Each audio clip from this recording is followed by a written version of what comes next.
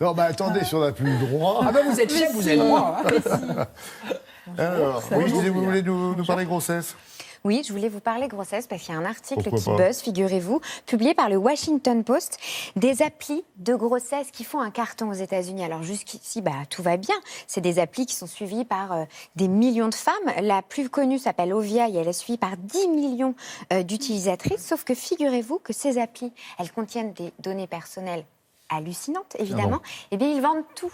Ils vendent toutes ces données personnelles à des sociétés d'assurance et à des très grosses entreprises américaines, grosses entreprises qui se trouvent aussi être les employeurs de ces femmes enceintes.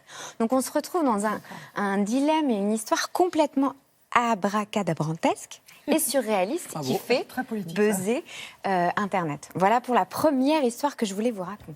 Oui, sinon j'ai vu quand même sur la toile qu'il y avait pas mal de messages, d'infos, etc. sur l'un des bébés les plus attendus de l'année, sans doute. Hein. Alors qui est-il ce bébé? Évidemment, le bébé de Meghan et de Harry.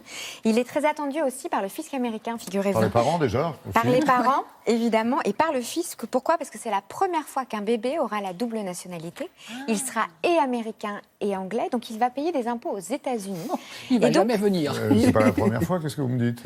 Un bébé, un bébé royal. Un bébé royal. Ah oui. Dont on va surveiller beaucoup les revenus dès sa naissance.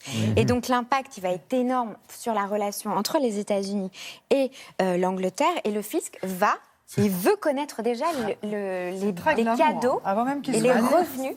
Allez-y, Laurent.